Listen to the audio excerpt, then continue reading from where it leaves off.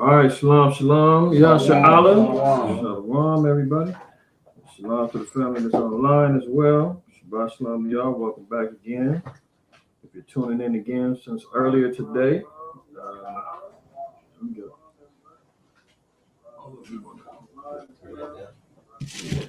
hit the side. 1 second, y'all. Just trying to get it all together up in here. Okay. All right, all good, all good. All right, all praise, honor, glory to the Most High, Yahweh Shai. Doing the continuation of Monday's lesson for the continuation of Daniel, the 7th chapter. We want to finish that off.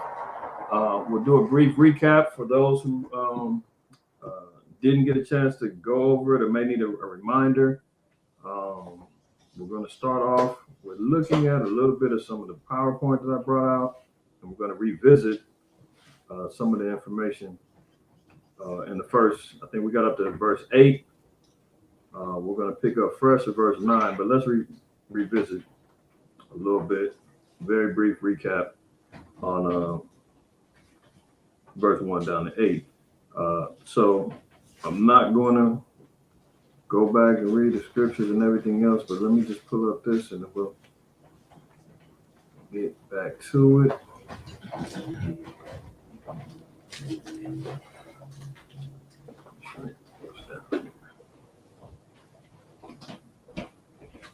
All right, so pop quiz. See who's been paying attention, who watched. The 4 beasts in Daniel chapter 7 is talking about what? And who else? What are the beasts? Are they these animals, these things that we're seeing out here that, you know, I got on the PowerPoint, everybody looking at? Yeah, they just represent kingdoms. They're figurative or they're similitudes representing kingdoms. They're metaphors, they're parables, right? So we're talking about 4 kingdoms in history that was going to rise up, and it all pertains to the kingdom of heaven coming in after the reign of these 4 beasts. So it's a sequential order of history that leads up to what the importance of knowing about when should we expect our salvation to come about. This is why Daniel the 7th chapter is so important, because it chronically gives us an idea of when and who will be in power when the time of Yahweh Shai comes about, all right, and the coming of our kingdom. So looking at the first kingdom, we'll see it is Babylon. That's the first beast, all right. Getting that, and that's based upon, let's look at Daniel 7. Daniel 7. And matter of fact, read verse 2, then we're going to drop down, we're going to read verse 3 and 4. The book of Daniel, chapter 7, verse 2. Daniel spake and said, I saw in my vision by night, and behold, the 4 winds of the heavens strove upon the great sea. Right, so the 4 winds is representing these 4 kingdoms. They're striving upon the great sea, meaning what? They're battling for power. They're all in cahoots and trying to maintain rulership over the world. The great sea is twofold. It's the Mediterranean Sea, and it's also talking about the sea being peoples, nations, and tongues. That's according to Joshua 1 and verse 4 and Revelation 17 and 5. Revelation 17 and 15.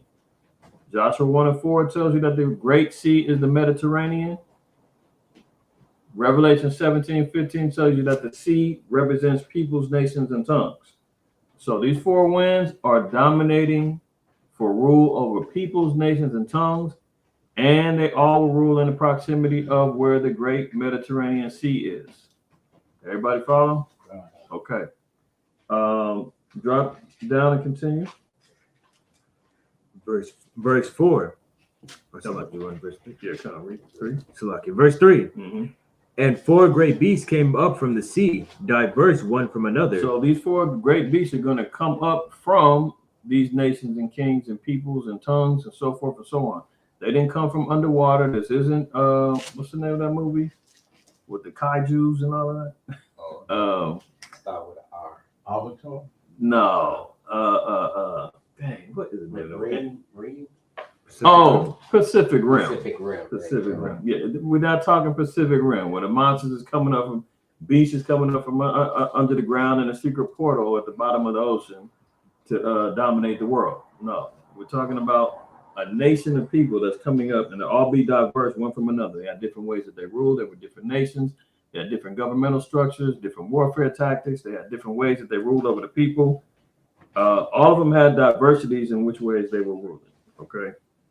First one, read verse 4. The first was like a lion and had eagle's wings.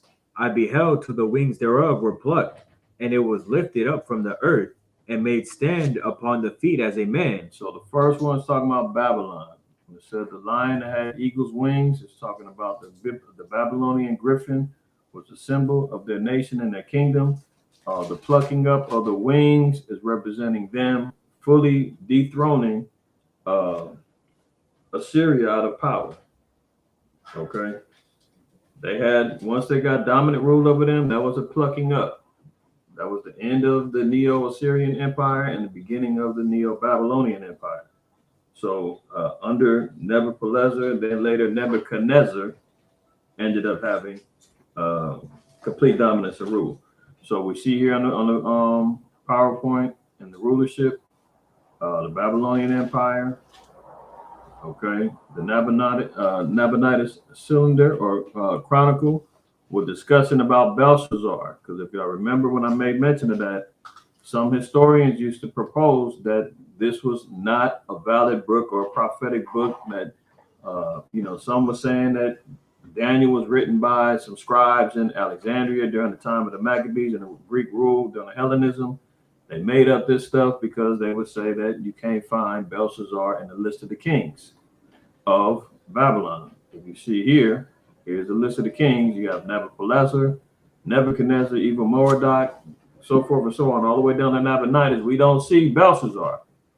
So the historians will say, hey, there was no Belshazzar. That's a lie. You guys believing in the Bible are wasting your time. So this is why we had to address that. So this artifact, the Nabonidus Chronicle, does show Belshazzar as being a ruler. And I gave references regarding Daniel 5, 1-2, and Daniel 5 and 29, with Belshazzar being listed within the histories of Daniel. And the Chronicle exudes and shows him being part of the rulership, Daniel being the third ruler. Okay, Nabonidus, Belshazzar, and Daniel. Continue on and let's read verse 5. Verse 5. And behold, another beast, a second like to a bear, and it raised up itself on one side, and it had 3 ribs in the mouth of it between the teeth of it. And they said thus unto it, arise, devour much flesh. All right, so we see here the second beast, Persian and the Mede Empire, also known as the Achaemenid Empire, representative of a bear that had 3 ribs in its mouth. The 3 ribs were the kingdoms that they took down in order to establish rule. So they took down Babylon, there's 1 rib. Lydia is another rib, and the last rib is Egypt. So they had to take down these 3 particular kingdoms in order to establish rule. Now notice it said it was a Persian and Mede Empire, and it said it was going to lay on one side, meaning one side was going to be more dominant than the other. The dominant side was the the Persians, the Persians. Okay, and it said go and devour much flesh. So when we look at the landmass in which the Persians expanded, this is them establishing the large rulership.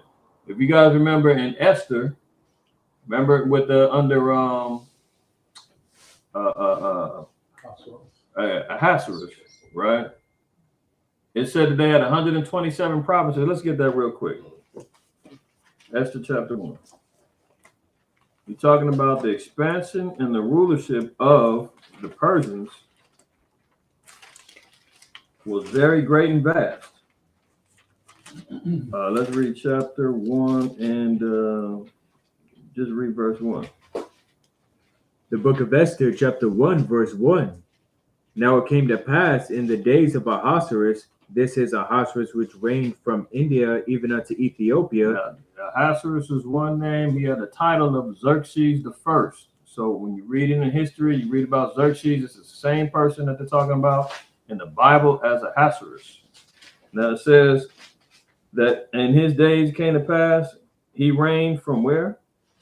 Which reigned from India even unto Ethiopia, over 120 provinces. 127 provinces he reigned, all the way from India to the far east and as far west as Ethiopia. So when we're looking at the map, you see the borderlines of where they cut off at. Over here, you got India. All the way to the west, you got Ethiopia. This is the second beast devouring much flesh. So when they came in and they took power, this is how they did it. They devoured much flesh. They expanded their rulership well beyond what Babylon had, because they ended up having to conquer what? The Egyptians, the Lydians. They had to conquer the Babylonians. Once they did that, they already had the east. They expanded their rulership. 127 provinces was being ruled by them. And that's how we can see that that is the second beast. Chronologically, when we're talking about historical rules of empire, the Achaemenid Empire was the second beast. All right, so the first was who? Babylon. What did the cricket say? Yeah. Babylon, that's right. Second one, Persians and the Medes. All right, come. We on one accord. All right, let's jump back over to Daniel 7. Let's read verse 6. The book of Daniel, chapter 7, verse 6. After this I beheld, and lo, another like a leopard, which had upon the back of it 4 wings of a fowl. Right. So it's saying now the third beast is like a leopard, but it had 4 wings on its back, like a fowl, and what else? The beast had also 4 heads, and dominion was given to it. So the 4 wings is what carries this beast. It elevates the beast.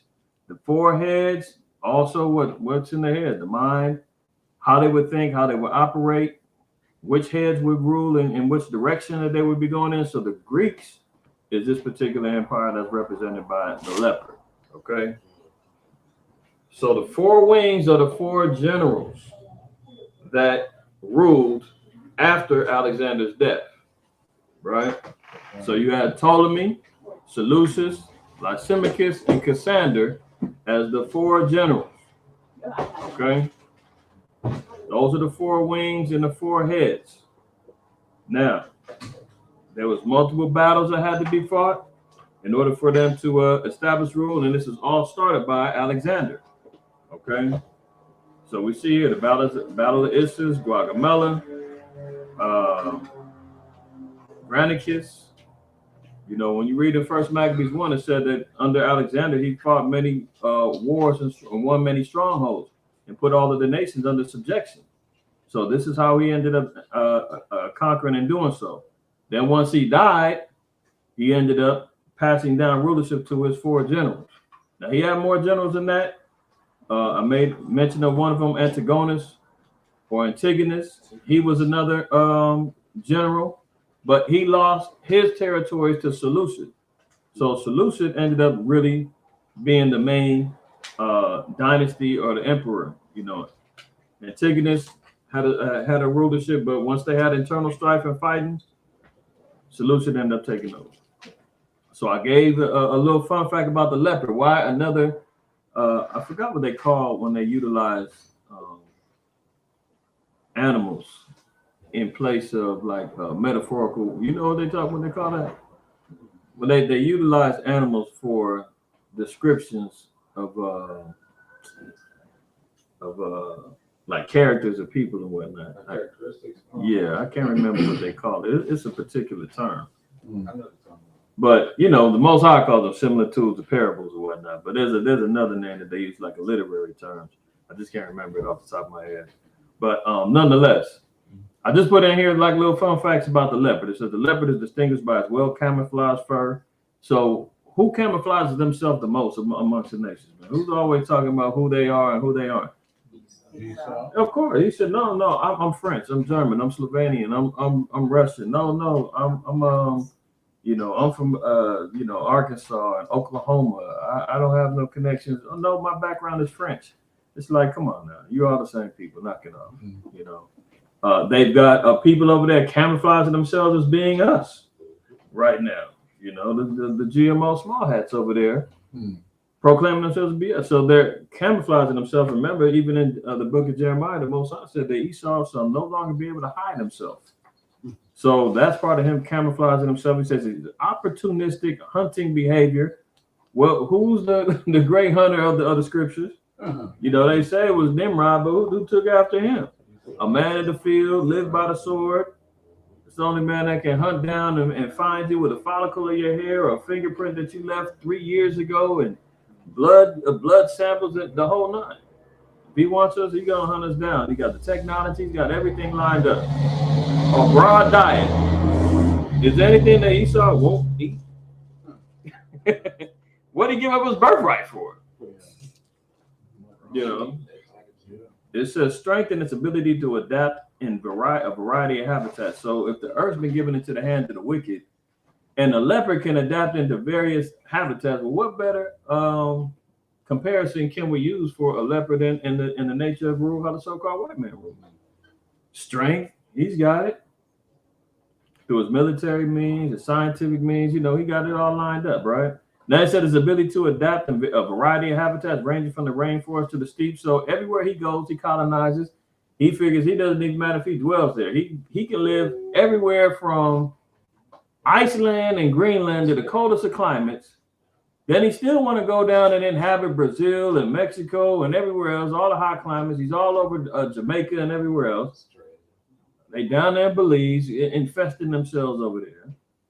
Everywhere he goes, he's ability to adapt, right? Including arid and mountain areas. It says the ancient Romans kept lepers in captivity to be slaughtered in hunts as well as be used in execution of criminals. So it's ironic that the ones that were able to capture and tame the leopards and utilize them were the Romans. But who took down the Greeks?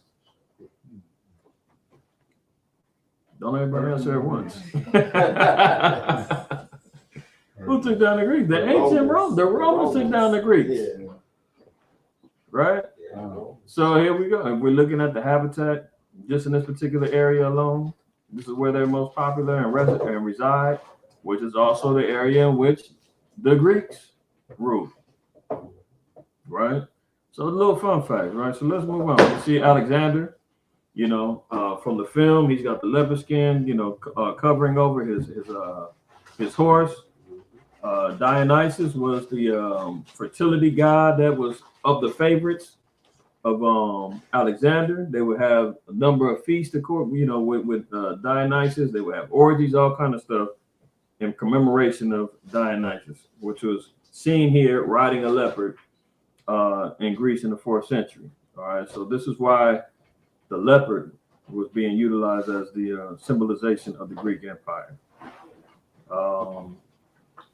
The 4 wings and the 4 heads, they were called the Diadochi generals. So we talked about it before. The Ptolemy Empire, Cassander, Lysimachus, and then the Seleucid Empire. All right. And eventually, like I said, we have Antigonus here in the middle, in the orange. Antigonus was eventually conquered by Seleucid. That shows you how the so-called white man does not care.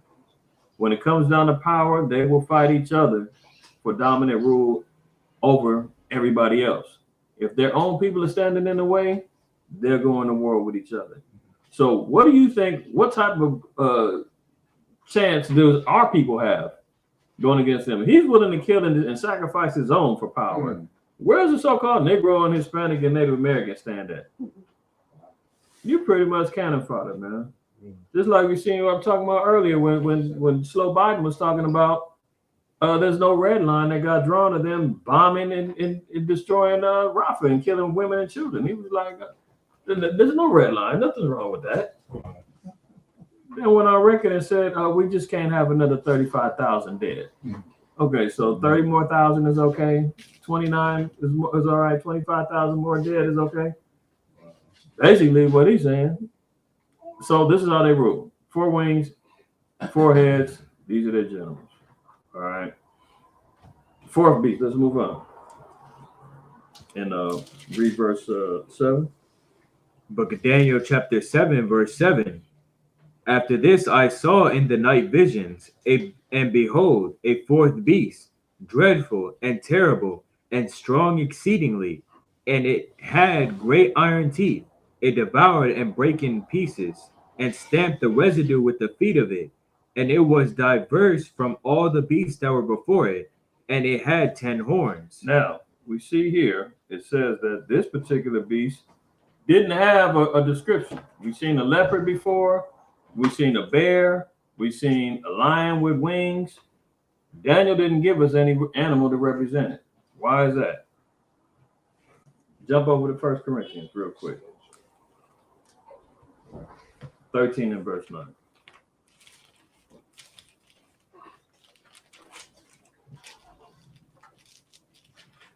The book of 1 Corinthians, chapter 13, verse 9. For we know in part and we prophesy in part. So the scriptures let us know. We know in part, prophesy in part. If we read Isaiah 34, verse I believe it's 17, it tells us that the prophets all prophesied by lot, meaning everybody got their own particular lot to prophesy and speak on. Everything that was shown to Daniel wasn't shown to Habakkuk, wasn't shown to Haggai, wasn't shown to Nahum, wasn't shown to Moses. What was shown to Ezra wasn't shown to Daniel, which is what we're going to show. Okay, jump over to 2 Ezra, chapter 12, real quick, and read verse 11 and verse 12. The book of 2 Ezra, chapter 12, verse 11.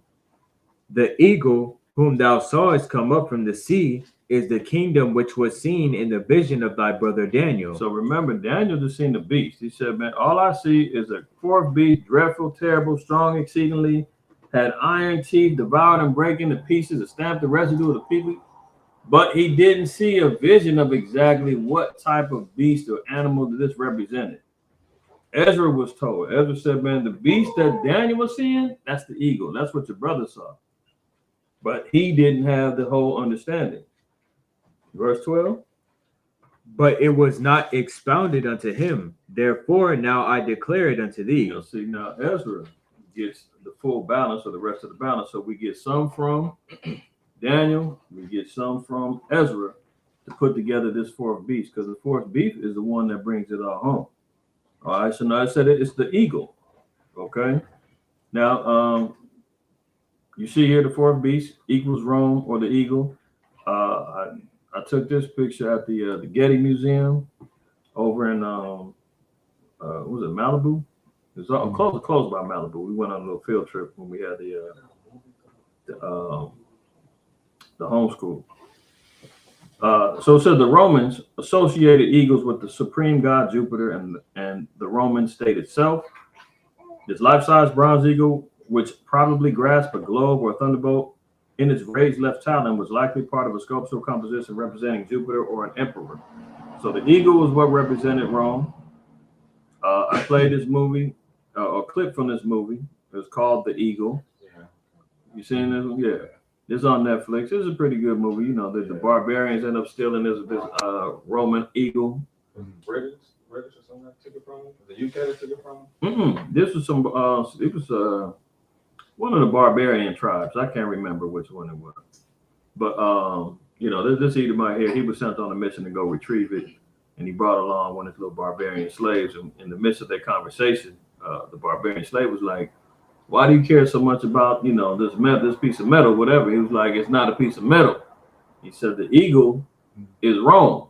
The eagle represents everywhere and everything that Rome conquered and everything, all the attributes that are associated with Roman rule." He was like, every time we see an eagle, it represents that Rome did that. So even in Hollywood, even in the movies, they'll let you know nobody's in dispute that the eagle is Rome. That's why America adopted the eagle as its representation, because America has the same mentality. Everywhere you see the eagle, it's a representation that America did that. We conquered that. We took that. This is our rule, our jurisdiction. You know, even when you know, within the law, when we had the boundaries and the what they call them, the bulwarks that line up your property lines and all of that. It's the same thing that you know, America does. When they supposedly landed on the moon, what they do? They slapped that flag on the ground and said the eagle has landed. Whether you believe that was real or not, the fact of the matter is the statement represents what they declare themselves as being the eagle. That's what they call a president when they do something. The eagle. Yeah. Let's see. Now, and continue, if you read over here in 2 Ezra 12, we're not going to read it, but it talks about the 12 feathers that established the rule of this eagle beast. It's talking about the 12 Caesars that ruled. Okay, the 12 feathers of the 12 Caesars. That's prophetic. I had some visuals here about the Roman helmet, where you see that the eagle is on the helmet. The Tyrian shekel. This was the money that was being exchanged at the temples or whatnot. You see the eagle on the back. And they've got Hercules on the front.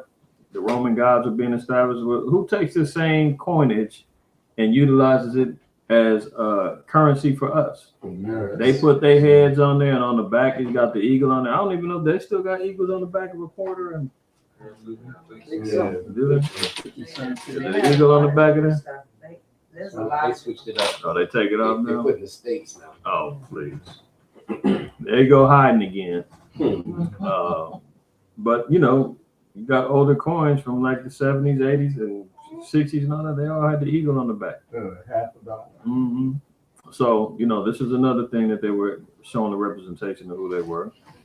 Now it says also, it said that this fourth beast had great iron teeth, and it devoured and break in pieces and stamped the residue. So when Rome went to war, they had high technology with weaponry, utilizing iron that was greater than any other nation before it.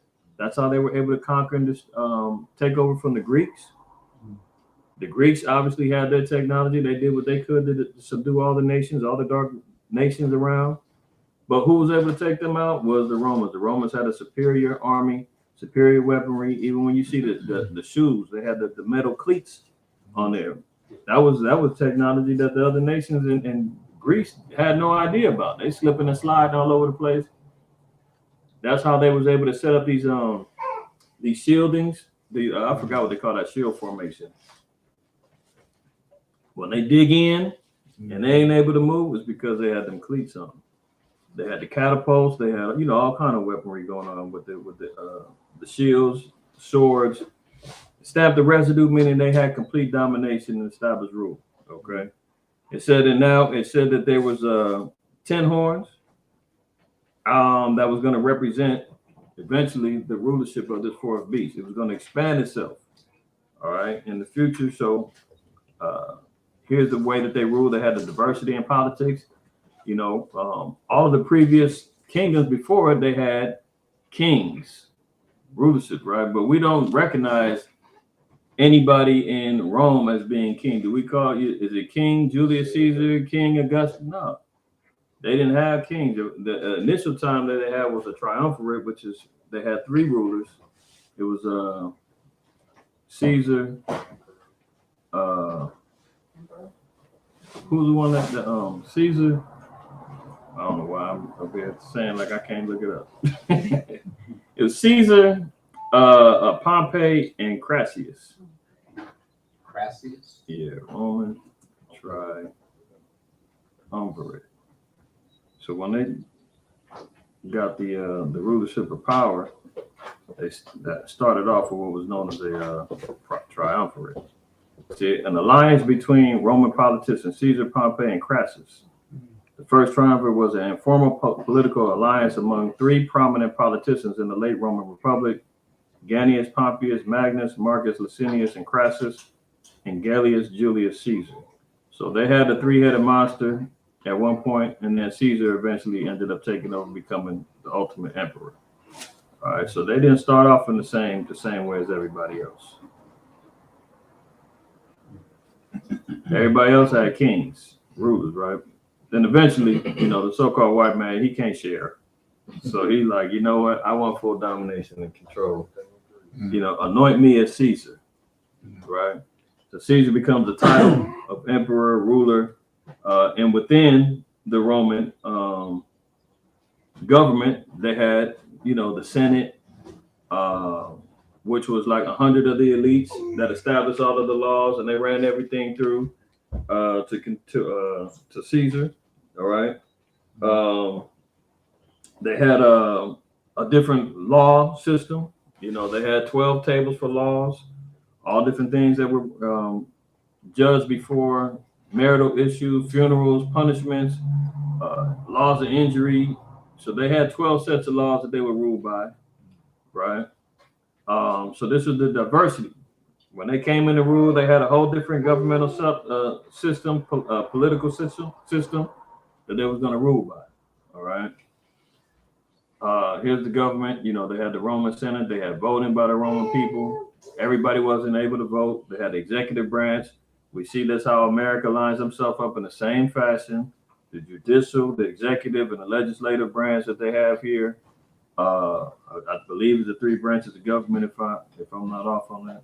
Judicial, legislative, and executive. And executive. Yeah. So they copied in the same fashion as their predecessors, all right, which was different than the rest. Now jump over here and read that last line again. Verse 7. And it was from all the beasts. from all the beasts. This is diverse. It's like and it was diverse from all the beasts that were before it, Mm-hmm. and it had 10 horns. I considered the horns, and behold, there came up among them another little horn. Now hold right there. Now let's look at the 10 horns now, because it's saying that Rome, this fourth beast, is going to sprout out and extend its rule with 10 horns. Okay. Now go to Psalms. Let me see. Psalms 89. Psalm 89. And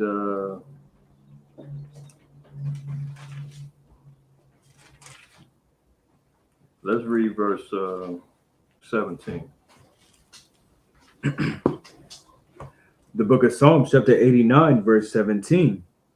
For thou art the glory of their strength, and in thy favor our horn shall be exalted. All right, so the horns represent strength, power, rulership, dominion, right? So this fourth beast is going to have 10 horns. It's going to continue to expand and grow in power. It's going to continue expanding its rule, okay? So when we're looking at the 10 horns, these are the 10 members or the original members of the EU or the NATO or the European Economic Community. This is where the so-called white man continued to expand his rulership. All right, the original 10 members are Belgium, France, Italy, Denmark, Luxembourg, Greece, Ireland, West Germany, the United Kingdom, and the Netherlands. So this is after World War II, 1949, they established what's known as NATO or the European Union, which also has an extension known as the European Economic Community. This is all based upon Edomite rule, how they continued on. So now he's expanded into a 10-horn beast. You see here today, 1949, NATO is created. 1949, the Council of Europe is established. And you see down here in the blue highlight, 10 Western European countries create the Council of Europe. Okay. How do we also know is another expansion or another way that we see that it's based upon the EU is how they operate. They have 10 configurations. So they operate in 10 different, they got different configurations to get the job done, right? They got initiated with 10 East Western European countries, expanded, obviously, because, you know, the so-called white man's going to constantly have us chasing our tails trying to find out, is it true or not? What? We got to go to the beginning. How was it established? It was 10 of them. Has it expanded since then? Yes. That's why we got to go back to the original. What's the Most High tell us? Ask thy fathers and they shall tell thee. Seek the old path. Well, we're going to look past and see where's the beginnings at. Don't look at what it is now because, you know, you obviously you're going to get some of the Christians, you're going to get some of the biblical, the atheists or whoever. Oh, the NATO and the EU's got 100 and some odd countries together. There's 30 people, 34 nations in NATO. It's not 10. No, we got to get to where did it start at? Oh, 10. Okay, shut up. How do they operate? They got 10 different configurations. Notice it says over here, the Council of the EU is a single legal entity. So it's one beast. But they got 10 configurations of how it operates. All right. Let's jump over here. Revelation 12, 1-3, just so we can get this established too. Because when we get to the horns, it's also representing the heads, which had horns, which had crowns on them. This is part of the rulership that was established. Revelation 12, read 1-3. The book Revelation, chapter 12, verse 1. Mm-hmm. And there appeared a great wonder in heaven, a woman clothed with the sun and the moon under her feet, and upon her head a crown of 12 stars. Right. So the 12 stars represent the 12 tribes of Israel. The woman is Israel. Okay, go ahead. And she, being with child, cried, travailing in birth, and pain to be delivered. Now, this is talking about the deliverance of these 12 stars, which are going to come through the birth of Yahweh Shai. All right, we're not going to get too deep into Revelation 12. We want to stay on point with Daniel 7. So, continue on to verse 3. And there appeared another wonder in heaven, and behold, a great red dragon, having 7 heads and 10 horns. So the red dragon is Esau.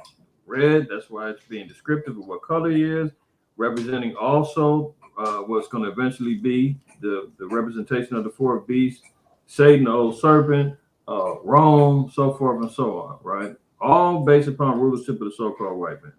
Great red dragon, 7 heads, 10 horns, read. And 7 crowns upon his head. So each one of these 7 heads are going to have 7 crowns on top of them, establishing, showing their rulership and dominion. Okay, jump over to Revelation 17 and read 10 and 11. The book of Revelation, chapter 17, verse 10. Mm-hmm. And there are 7 kings, 5 are fallen, and 1 is, and the other is not yet come. So it's establishing the 7 kings. Remember, there were 7 heads: Greece, Rome, Spain, France, Germany, Russia, the United Kingdom or Great Britain, and then America. He said, well, that's 8. I know. The Most High is going to acknowledge that, right? So it says, there were 7 kings. This is all based upon the expansion, rulership of that 4th beast. Now it's been broken down into 10 horns. Of the 10 horns, there were 7 king rulers that they were going to establish through these nations, through his national rule. It said 5 are gone. So Greece, gone. Rome, gone. Spain, gone. France, gone. Germany, gone. Right? So it said 5 are fallen, and 1 is, and the other is not yet come. So it says there's 1 that was ready to come up. You got Russia, then you got the 1 is yet to come is the UK, and 1 that's going to come out of the UK and Great Britain is America. But continue on. There are 7 kings, 5 are fallen, and 1 is, and the other is not yet come. And when he cometh, he must continue a short space. So there's going to be a short rule for the one that comes before this last kingdom. Go ahead. And the beast that was and is not, even he is the 8th. So the beast that was and is not, is speaking in terms of the entire rulership of the beast. So it's just saying that beast that you did see, that's no longer going to be here. The 8th one that comes up is from that original beast. Everybody follow? So the beast got 10 horns, 7 heads. Each one of them 7 is talking about kingdoms of rule. Now it says, because they can get you twisted, it says the beast that was and is not, meaning the beast that John was seeing, he said the beast that you saw and is not going to be there no more, of that 8th, he's from that same beast. Okay? So it's talking about America. So when it says even he is of the 8th, meaning America, read. Even he is the 8th and is of the 7th. So let's look again. We got 7 heads. 1, 2, 3, 4, 5, 6, 7. The 8th is of the 7th. So America comes out of what? Great Britain. Everybody follow? Yeah. Okay. Why does it say that the Great Britain was going to rule and have a short time? Because after World War II, that pretty much wiped out Great Britain's finances and everything else. America was loaning Great Britain money to try to keep them afloat. The 2 powers that really kind of remained was Russia and America. That's where you get into the Cold War and all that other stuff. America eventually, financially, rose above all. Russia went into communism. They was broken, jacked up, and destitute. Here comes America with Oppenheimer and the atomic bombs and establishing rule over the earth and saying, look, we got the money, We got the bombs. We taking over, and we've already knocked out the British. You know, during the Civil War. I mean the Revolutionary War. So that was already a separation between Great Britain and America. But then when they had to still work together through World War II, America came out on top because they had the money and the finances that was keeping Great Britain afloat. So once Great Britain was out the picture, America pops off. And it says, and the seventh is going to go into perdition, meaning what? That America is going to go into destruction. The same as all the other kingdoms before it.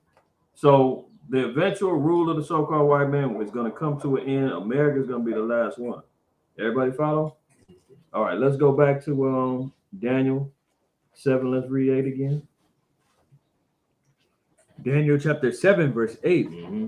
I considered the horns, and behold, there came up among them another little horn, which before whom there were 3 of the first horns plucked up by the root. So now it says that here comes this little horn, because remember, America is brand new.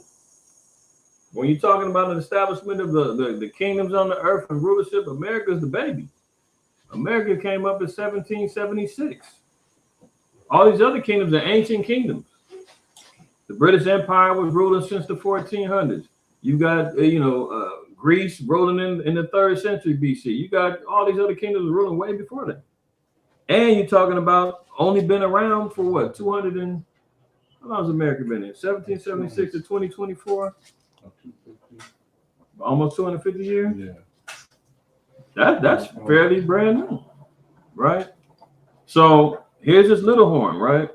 Which is American. It says, before whom there were 3 of the first horns plucked up by the roots. So when it says plucked up by the roots, America had to take out 3 of the horns that was in its way. Who was in its way? Great Britain with the Revolutionary War. We made mention of that. Look at how did Esau gain America? So not only did they come over here and colonize through slavery and false peace treaties and the destroying of the indigenous populations here in South Central America and the Caribbean islands. Once they imposed their will over here, then they had to go fight against the British because the British was overtaxing them and all of that. It was like, we need complete independence. So we're going to go to war with their homeland. They go to war, they win that. Then they fight within each other with the Civil War. But even before that, who was over here had their claws in different areas within America and the South and Central America, the Spanish. Got to go to war with them, get them out the way. So one of the horns plucked up by the roots was Great Britain through the Revolutionary War. Spain got booted through the Spanish-American War. Another one got plucked up. Then you had the French, which was another horn that got plucked up. All for this final little horn to rule in the last days.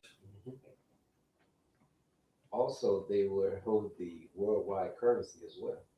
Who, America? French. Oh, the French? Spanish, and Great Britain. That's a good And point. now America holds the currency. The world reserve currency. That's There you right. go. Good point. Good point. So they had a quasi war with the French, and then they also gained much of the territory through the Louisiana Purchase. All right, so that's how the little horn ended up getting itself into position. Continue reading. And behold, in this horn were eyes like the eyes of man, and a mouth speaking great things. Right, so it's going to have the vision in the eyes of a man. So-called white man is going to establish himself as a sole ruler of the world based upon this little horn rising up. He's going to speak great things. He's going to justify everything that he's doing through things that he utilized called the doctrine of discovery, manifest destiny. He lied and broke peace treaties. He signed over peace treaties with Guadalupe and Hidalgo to get Wyoming, California, Nevada, Arizona, Colorado, Utah. These are all methods in which he spoke great things. And he said, hey, I'm God on earth. Like, who's going to stop me? So this is how he spoke great things, right, to establish his rule. Let's go down to verse 9. Let's start off. So everybody clear on the recap? All right, now we're going to start zooming through 9 down to 28. Verse 9. And I beheld till the thrones were cast down, and the Ancient of Days did sit, whose garment was white as snow, and the hair of his head like the pure wool. Nobody seen God. Nobody seen what? Daniel clearly said he beheld till the thrones were cast down. So he said all of the thrones, all of the rulership of the nation, they were cast down. And who was left up? They were cast down, and the Ancient of Days did sit. The Ancient of Days is the Most High, right? Jump over to let's get to Psalms 90 and 2. We're gonna get a couple precepts for that. Psalms 90 verse 2.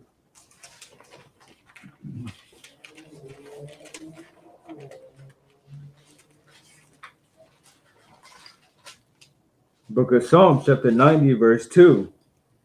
Before the mountains were brought forth, or ever thou hast formed the earth and the world, even from everlasting to everlasting, thou art God. Hold on. Psalm 90 and 2. It is. Read that one more time.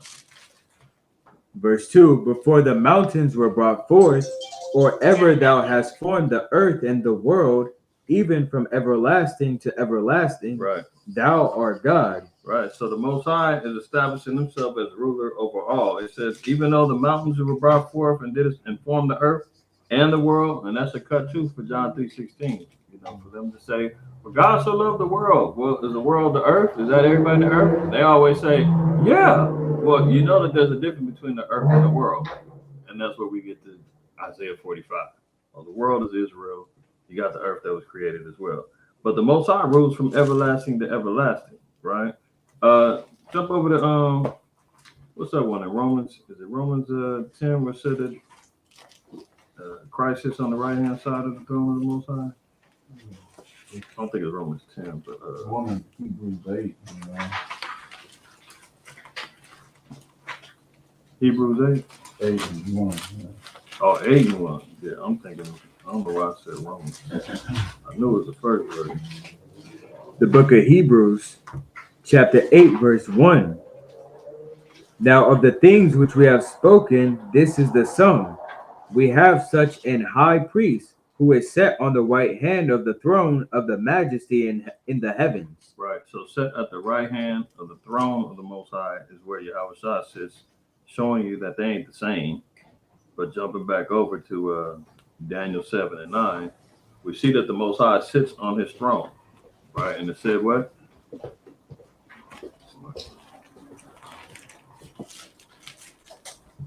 Now the things which we have spoken, this is the sum.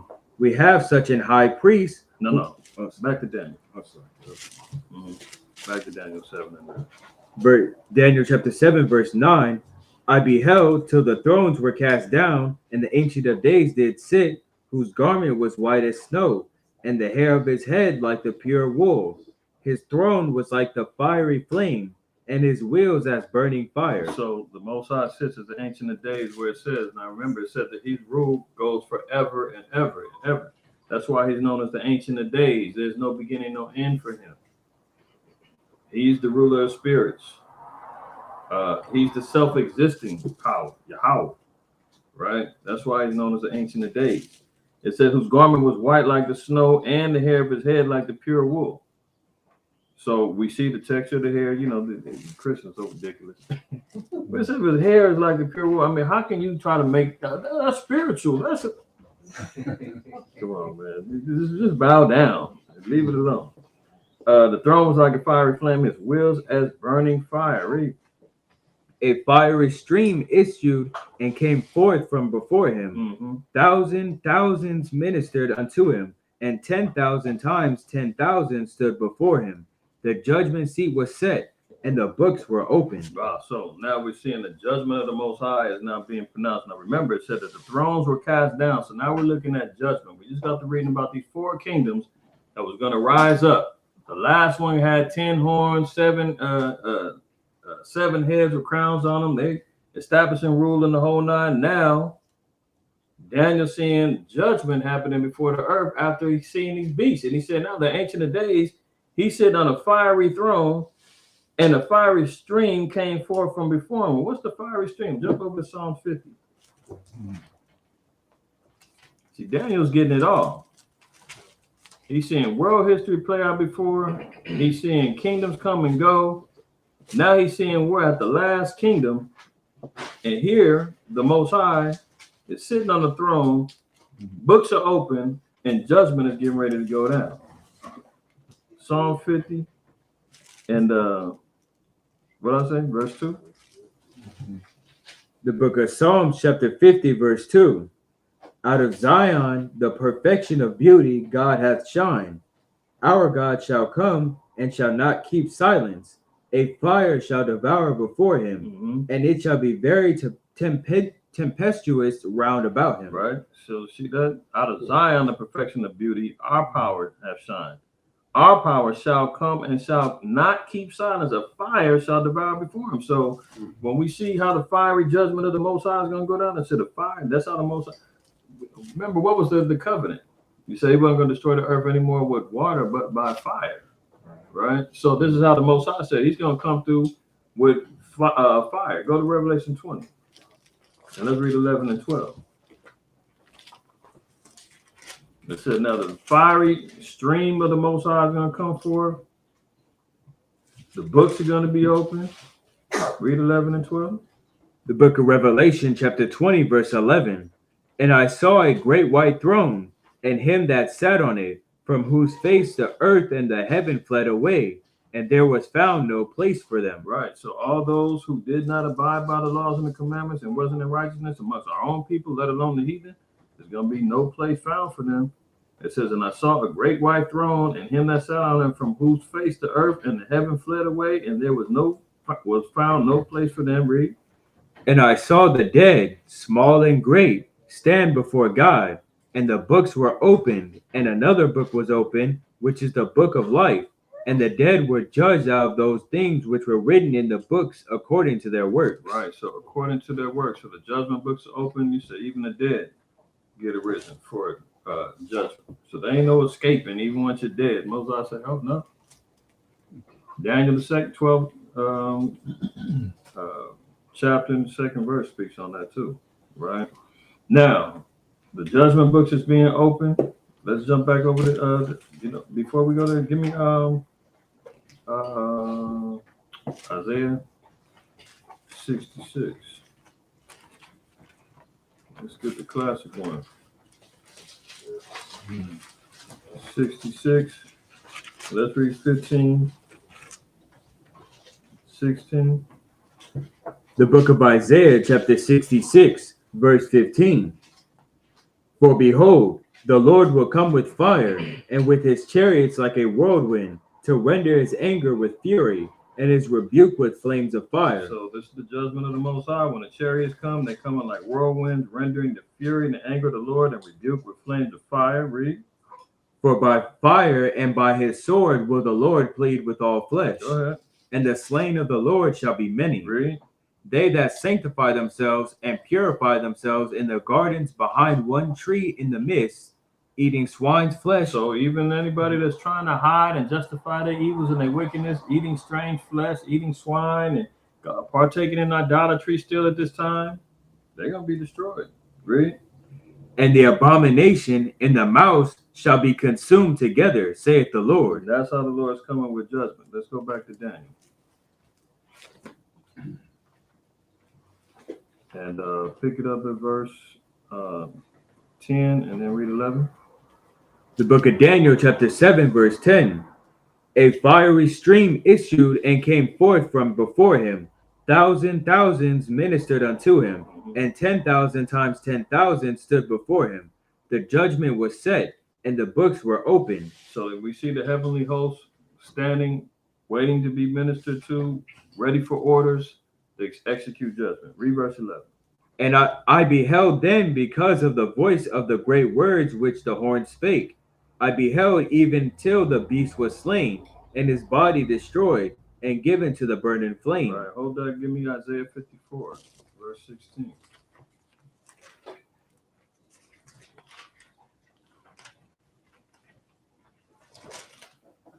Let's go to Isaiah 54, and let's read verse 16. The book of Isaiah, chapter 54, verse 16. Behold, I have created the smith that bloweth the coals in the fire, and that bringeth forth an instrument for his work. See, the Most High put the spirit on Esau, man, to create the smith, meaning the one who, like the blacksmith. He creates all the weapons and whatnot, right? So he put the spirit on Esau. For him having the knowledge and to live by the sword, he said he created the smith that blow the coals in the fire and bringeth forth an instrument for his work. So when he creates these particular bombs and evidences of catastrophic weaponry that can destroy, that was all for the Most High. Continue on. And I have created the waster to destroy. So he was created to destroy, and he's going to be utilized to destroy. And that's why we're going to see world wars pop off and everything go down. Because getting back to Daniel, give me 2 Peter 3. But I'm going to read Daniel 7:11. It says, I beheld then because of the voice of the great words which the horn spake. Remember, it said that this last horn was going to have a mouth speaking great things. So Daniel said, I remember all that stuff, for lack of a better term, that last horn was talking all that big stuff against the Most High and defiance. Remember in Isaiah, he said, I will be like the Most High. Who's going to bring me down? I'm going to sit in the throne of the Lord, so I can be worshipped as God. The fool in his heart said there is no God. They even said, well, what benefit is it for us to worship the Most High? We spending our days in wealth. Daniel said, I remember all the stuff the little horn was saying. And it says, the great words which the horn spake, I beheld even till the beast was slain and his body destroyed and given to the burning flame. So he's going to be destroyed via burning flame. 2 Peter 3, let's read 10 through 12. That's for Esau, right? That's for When you Esau. use Obadiah too, like a couple with that, talking about it's going to be burned as a stubble. That's right. 1 and 18, yeah. That's his judgment. His judgment is going to be, the end of this beast is going to be through fire. Bottom line. 2 Peter 3, 10 to 12. The book of 2 Peter chapter 3, verse 10. But the day of the Lord will come as a thief in the night, in the which the heavens shall pass away with a great noise. That great noise is going to be destruction, right? It's going to pass away with great noise, read. And the elements shall melt with fervent heat. The earth also and the works that are therein shall be burned up. See, all the works, all the evil works that have been established by our oppressors in this earth. Remember, the earth has been given into the hand of the wicked. Well, the wicked is going to have to be purged, and all the works that they sown in this earth has got to be purged out. And it said through fervent heat, the earth is going to be purged out, right? So that's how the Most High is going to establish building up this imminent destruction. And let me get rid of this. That's the last slide or so. And then clear out the end rule of this final beast. Okay, continue on. Seeing then that all these things shall be dissolved, what matter of persons ought ye to be in all holy conversation and godliness? That's it. Now, seeing that everything's going to be dissolved and destroyed, he said, how should we be carrying ourselves in these times right now? Knowing that we see everything that's going before us, the Lord said, this was getting ready to go down. He said, well, we need to be carrying ourselves in conversation and godliness. He said, just be wise in how you're moving, because this final beast that's on the earth, we ain't waiting for China to come up to be the next rulers. We ain't waiting for Ishmael to come up and be the next rulers. That's out of here. They're not part of that 4-beast system. The last beast is the so-called white man and his rulership. You got a preset. You got one? Yeah. What you got? Numbers 35, 32. Numbers 30. Okay, so let's hold 2 Peter. We're going to go to Numbers 35.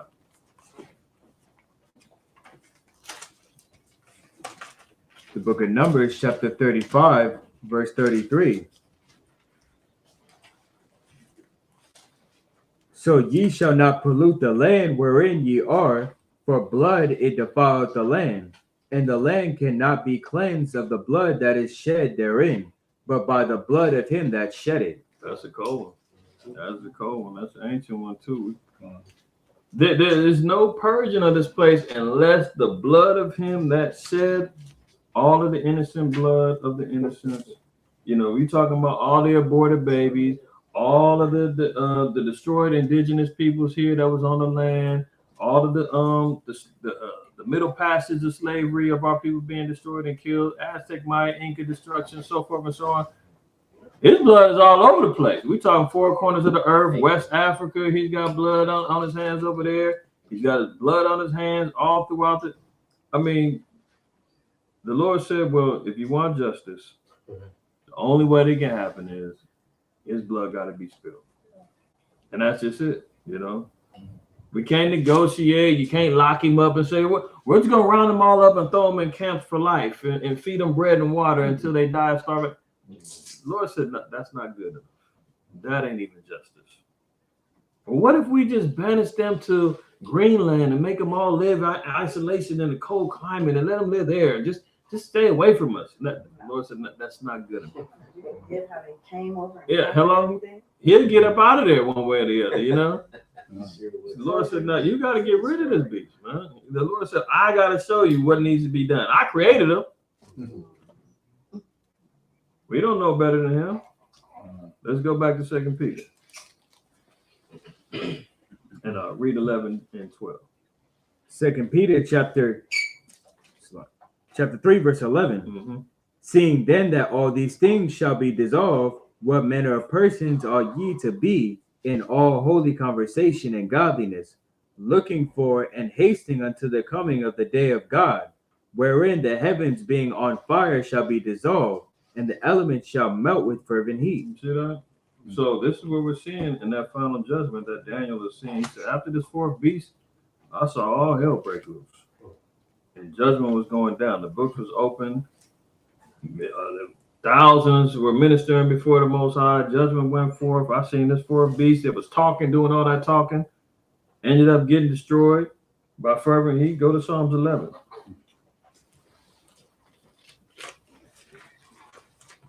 So if we're tracking correctly and prophetically according to the scriptures, this is the last kingdom to rule.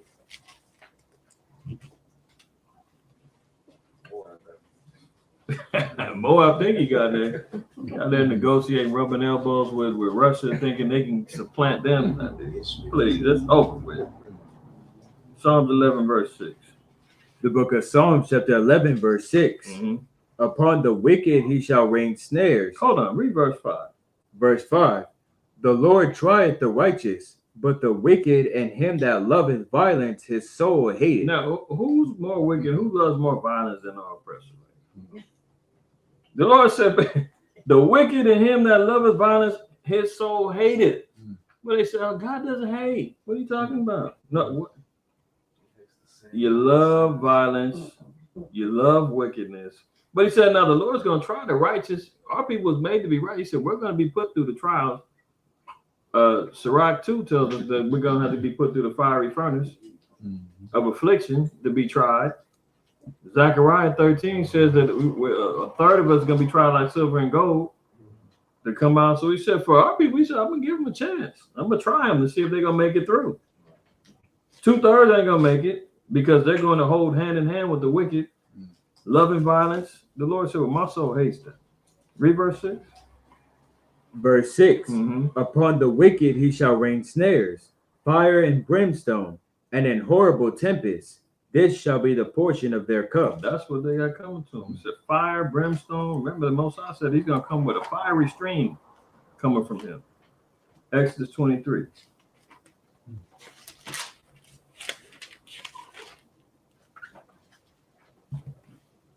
And let's read verse 22. The book of Exodus, chapter 23, verse 2. Thou shalt not follow a multitude to do evil. No. 23, verse 22. Start at verse 20. You can read down. Book of Exodus, chapter 23, verse 22. Start at 20. Down to 20. Verse 20. There you go. Behold, I send an angel before thee to keep thee in the way and to bring thee into the place which I prepared. The angels Yahweh Shai. Remember, he said he's going to send forth a chariot, cloud by day, fire at night, leading and guiding our people. Right? He said the angel was sent before us to prepare a way. Read. Beware of him and obey his voice. Provoke him not, for he will not pardon your transgressions.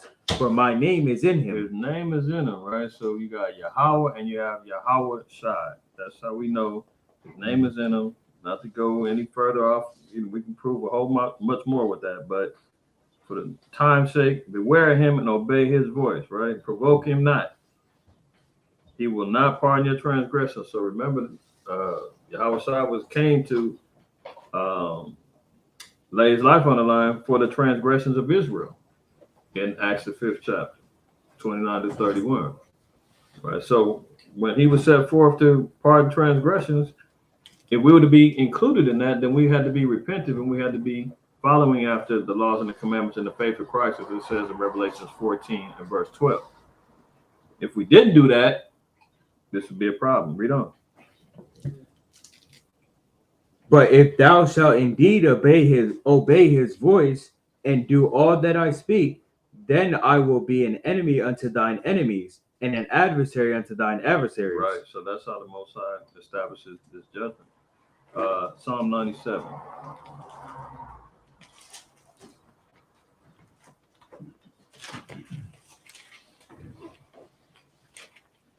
And let's read verse 3.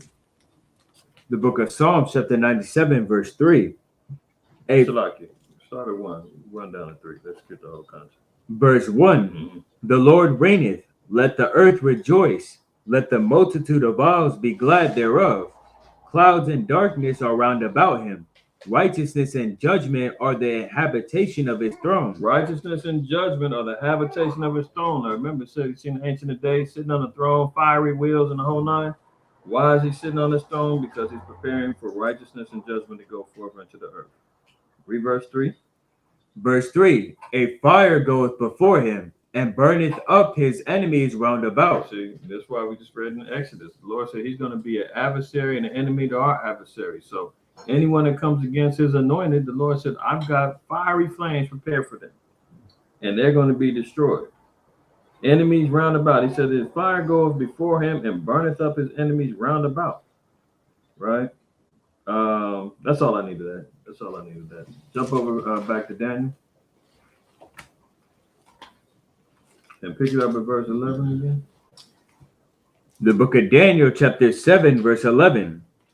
I beheld then, because of the voice of the great words which the horn spake, and I beheld even till the beast was slain, and his body destroyed, and given to the burning flame. Right, so we see the beast, this final beast is going to be destroyed and slain through the judgment of the Lord. Read on. As concerning the rest of the beasts, they had their dominion taken away. So the previous beast, they had their dominion taken away. Go ahead. Yet their lives were prolonged for a season and time. So their lives were prolonged for a season and time, meaning what? That they're going to have an element of salvation. They're going to be saved for what? Why should they be allowed to continue on? And it said the rest of the beasts, the Persians and the Medes, the Babylonians, the Greeks and all of that, they said that they had their dominion and their rule, yet their lives were prolonged for a season and a time. So this is after the judgment. The history of these other nations said they were going to be prolonged for a certain amount of time. Well, why were they going to be needed? Well, what prophecy? Oh, the destruction of the U.S., right? I'm saying that destruction's already been done. We just seen it. Oh. Fiery flame went out, destruction went out, judgment went out. They said now concerning the rest of the beasts, these other beasts, they had their dominion taken away. So we see the falling of the other nations, the other beasts, right? Now it said, but their lives were prolonged for a season and time. Rebuild the kingdom. There we go. There we go. Now, if the scriptures say, oh, we're going to take them captives who captives they were, if the scriptures say he that leadeth in captivity got to go into captivity, if Isaiah 60 says that they're going to have to come in and rebuild the walls, that's why they're allowed and they're going to be prolonged for a season and a time because they've got to rebuild. Let's go there real quick, Isaiah 60.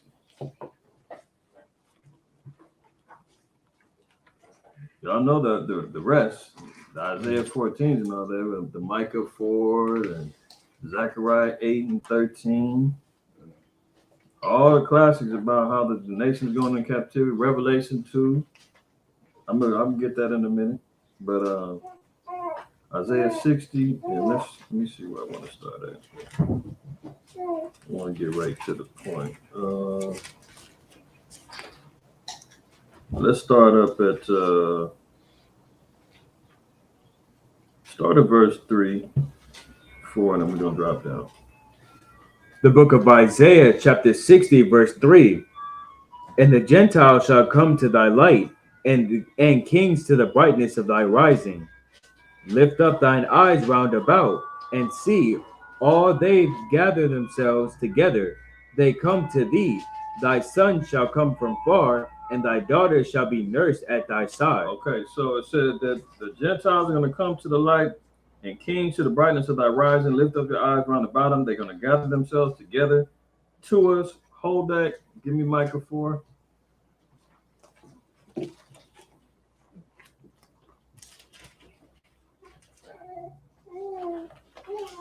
Micah 4, and let's read 1 down to 5. The book of Micah, chapter 4, verse 1. But in the last days it shall come to pass that the mountain of the house of the Lord shall be established in the top of the mountains, and it shall be exalted above the hills, and people shall flow unto it. So this is metaphorical. Mountains and hills are representing nations and kings. So the mountain of the Lord is Mount Zion. We're going to be above all the rest of the hills and the mountains, establishing rulership and dominion. Going to be exalted above all the hills, and the people are going to flow unto this mountain, Mount Zion. They're going to come to Israel. Right? Read on. And many nations shall come and say, Come, and let us go up to the mountain of the Lord, and to the house of the God of Jacob, and he will teach us his ways. So the nations will be taught the laws and the commandments. They're going to be taught righteousness, because our kingdom is only going to be filled with righteousness. So anybody that's dwelling within it has to know the laws, has to know the rules and the righteousness that's established beforehand. Okay, so they're going to fly. Ain't no different than when we left up out of Egypt. Who clung to us? That little mixed multitude saying, "Hold on, we want to come with you because we heard that God is with you." Same thing. They're going to come to the realization of saying, "Oh, we thought they were crazy. We thought that they were in a cult. We thought that they were a hate group. Actually, they really was right. They are the Lord's people. Why are they the only ones being saved? How come these are the ones that, got beamed up on these chariots?" And they're going to see it all. And it's going to convince them without a shadow of a doubt. So all the nations, many nations are going to come and say, "Come, let us go up to the mountain of the Lord and to the house of the power of Jacob, and he will teach us of his ways." Read. And we will walk in his paths, for the law shall go forth of Zion, and the word of the Lord from Jerusalem. Go ahead. And he shall judge his people, and he shall judge among many people, and rebuke strong nations afar off. And they shall beat their swords into plowshares, and their spears into pruning hooks. Nation shall not lift up a sword against nation, neither shall they learn war anymore. Right. So that's all I needed. That we're going to jump over back to Isaiah 60. And let's pick it up at verse 10 and 11. Actually, down to 12. The book of Isaiah, chapter 60, verse 10. And the sons of strangers shall build up thy walls, and their kings shall minister unto thee. For in my wrath I smote thee, but in my favor have I had mercy on thee. So the favor of the Lord is going to have them building up our walls. Jerusalem's going to be destroyed. They're going to have a whole lot of rebuilding to do through this world war that's going to be going down. And it's going to need to be rebuilt. Now, notice it said they're going to beat their plowshares into pruning hooks. Their weapons into plowshares and pruning hooks. They're going to get to work. They said they're not going to learn war anymore. This third world war, they're going to say, "We don't want war anymore. We'll pick up that shovel, that axe, that hammer. We'll pick up the drill, whatever needs to be done. We'll rebuild the walls, and we ain't going to destroy it anymore again." Read on. Therefore thy gates shall be open continually. They shall not be shut day nor night, that men may bring unto thee the forces of the Gentiles, that their kings may be brought. Right. So they're going to be put in subjection and captivity. Read. For the nation and kingdom that will not serve thee shall perish. Yea, those nations shall be utterly wasted. So if anybody don't like it, you see what the judgment is. All right. Thus saith the Lord. Let's go back to Daniel.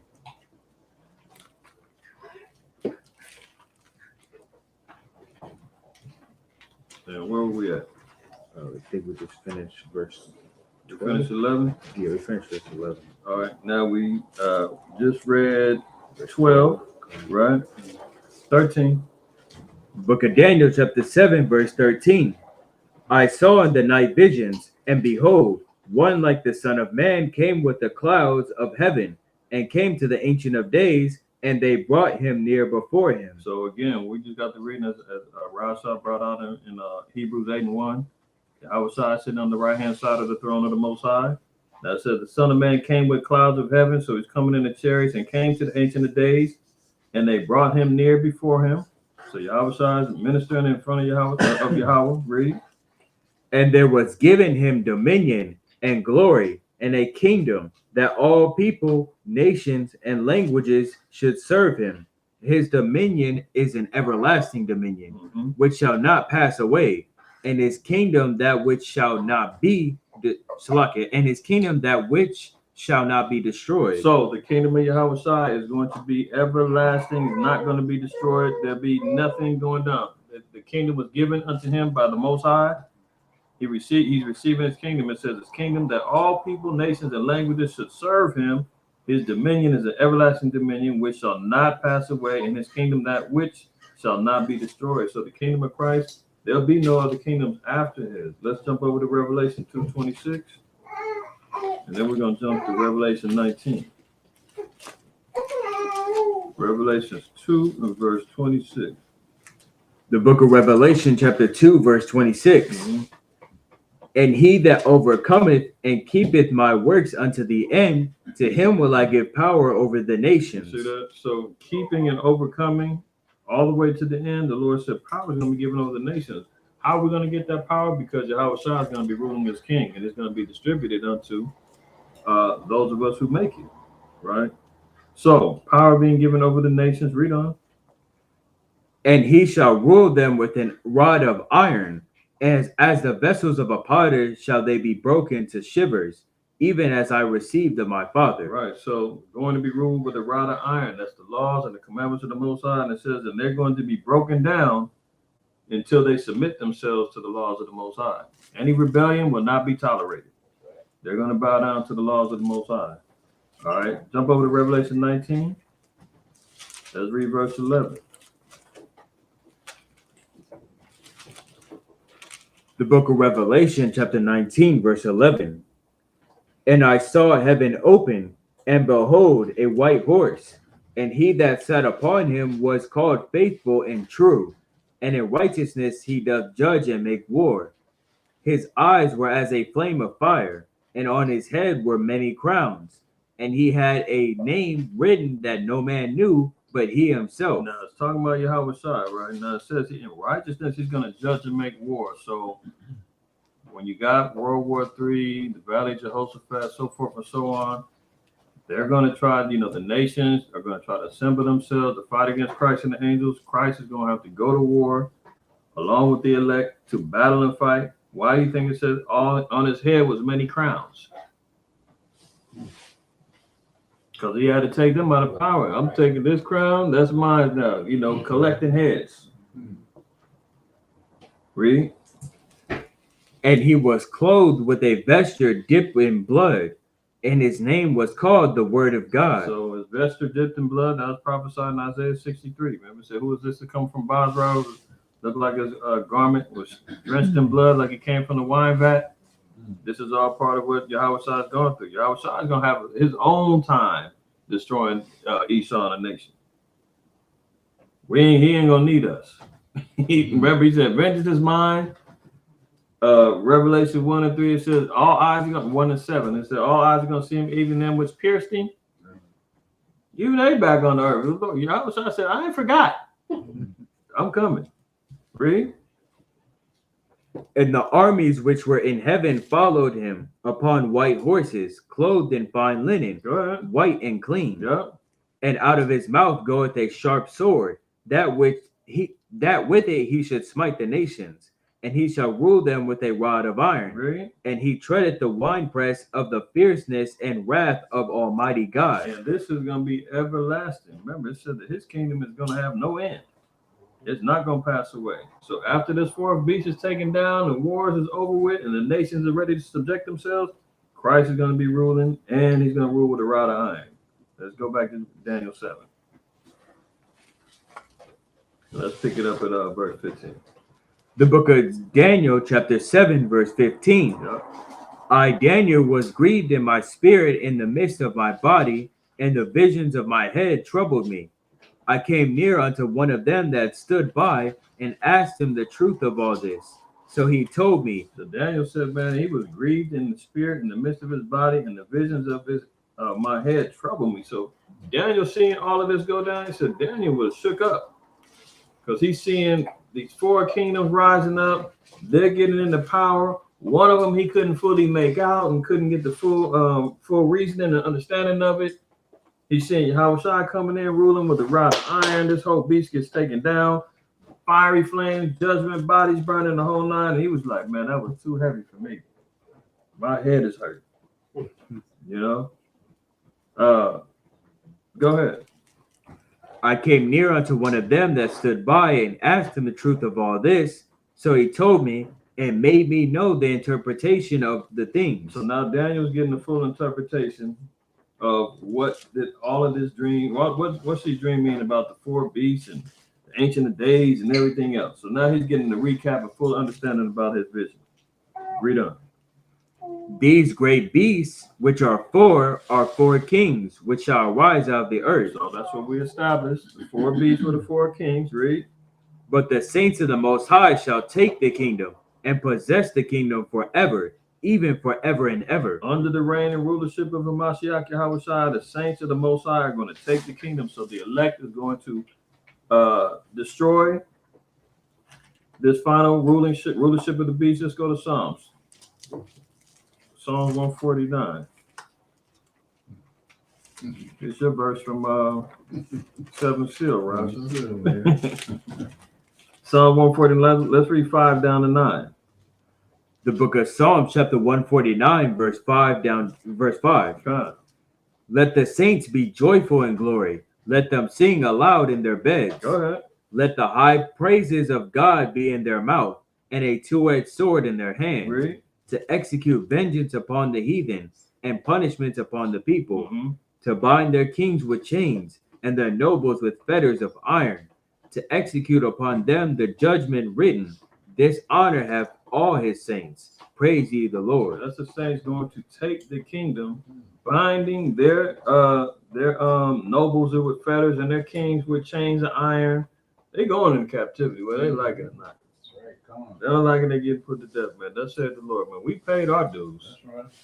There's not been vengeance yet that they have to be repaid for, and that's going to come through the divine intervention of the Most High, man. The power of the Lord is going to come in and really shake things up. Jump over to Psalm 145, read verse 13. The book of Psalms, chapter 145, verse 13. This is the second witness. Read. Thy kingdom is an everlasting kingdom, and thy dominion endureth throughout all generations. And that's going to be it. Being bound with fetters of iron and chains, and picking up plowshares and rebuilding the walls, and them having to learn the laws and the commandments, and no more rule of the wicked. That's their lot, and that's what they're going to get. Thus saith the Lord. That's why we go back to Daniel 7 and 18. It said, this is the glory of all the saints. Praising the Lord in one mouth and a two-edged sword in the other hand to execute vengeance upon the heathen. 7 and 18 again.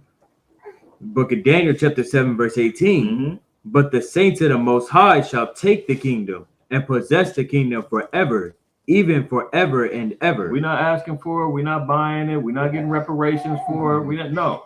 The Lord says it's got to be taken from him. He took it from you. You got to take it back. That's right. What's the old thing? Somebody, especially for brothers, man, you going out there playing basketball, somebody take your ball, you go up to the cat, man, hey, man, that's my ball. Not your ball, it's my ball. You go home and you go tell your mama or whoever, where's that ball at? That ball was expensive. I paid $30 for that basketball. You begged me for that. The boy took it from me. You better go back there and take that ball back. You're going to see them tomorrow. They're going to be playing again. You go over there and take that ball back. You can't go back over there and ask for it. What about, what's her name? Remember the Friday with Big Red? Yeah. Took his grand. That's my grandmama's chain. What'd you say? Took his bike. He said, it could be like both of ours. We're not doing that. We're not negotiating. The Lord said you got to take it back from them. All right, read verse 19. Verse 19. Then I would know the truth of the fourth beast, which was diverse from all the others. Now, this is why it's important. He said, now you got to know about the truth about this fourth beast, because this fourth beast is going to be the signification of the end. Read.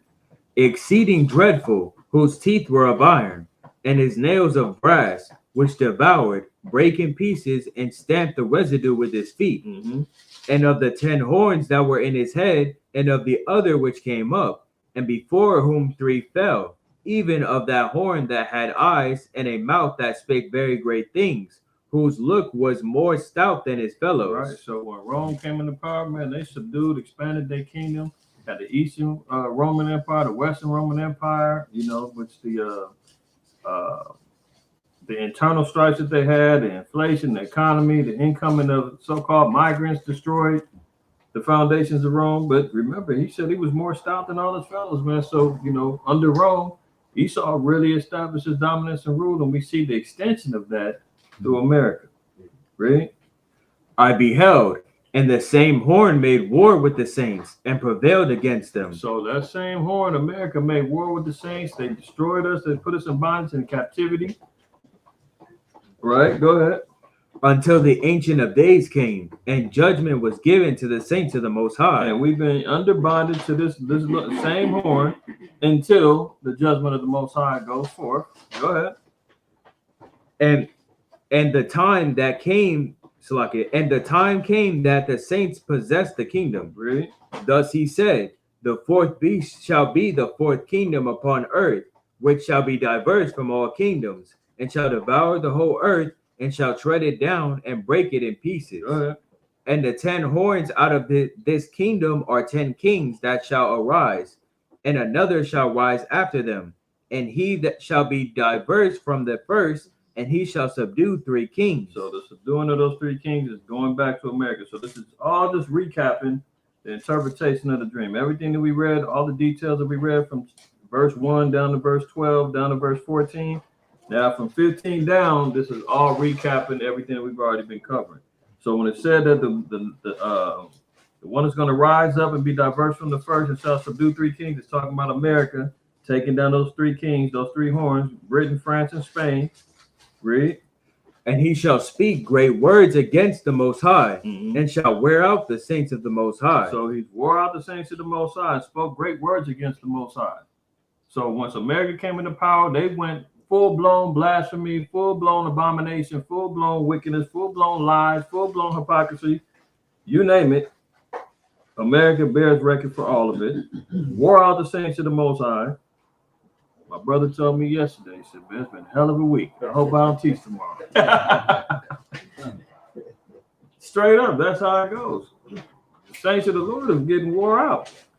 Tired of seeing all the wickedness, all the evils, man. We're tired of getting beat over the head. We're tired of, getting played around with, that they sit back and smile in your face saying, guess what? We're raising minimum wage $20 if you work at McDonald's. By the way, you're laid off. By the way, we're going to reduce your hours. By the way, you no longer have medical benefits, and they sit back and act like they did you a favor. Oh yeah, we know you're low income and you need the 99-cent stores and Dollar Trees and Dollar Generals in your neighborhoods, but we're going to be shutting those down too. Mm-hmm. You're not going to have any resources to go to. We're poisoning your water and your food. We're poisoning the air. We're laying down the laws that the damn sodomites and the LGBTQ plus HIV alphabet people get more rights and more justification for rulership in here than you are. Then when you get home from work, you're all tired and feel as though you could ease out and turn on your TV and his face is up on the TV. Yeah, see that? You gotta look at it. You take out the dang money, his face is on there. You take out the car, Bank of America. You like, God dang, I can't escape this damn bank. Constant reminder. He everywhere. He's Prince of Power of the Air, man. He's all over the place. Now the alphabet people trying to fight so they can have their flag on City Hall. Oh, get out. Oh, that's right. This See, is their month. Huh? yeah. Pride Month started today. Parade. Is it really?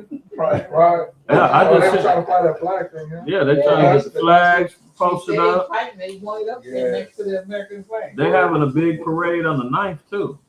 I mean, it's just abomination after abomination all over the place. This is Huh? their big weekend, their opening weekend. Oh my God. Stay in the house, everybody. They said, man, the sodomites gonna be out, man, predatory, out of the streets, man. Stay in the house.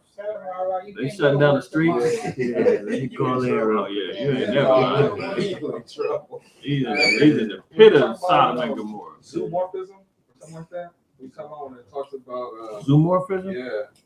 I know there's anthropomorphism. Which Oh, the anthro. opposite. That's the opposite of describing the animal's characteristics like a human. Anthropomorphism. No? Yeah.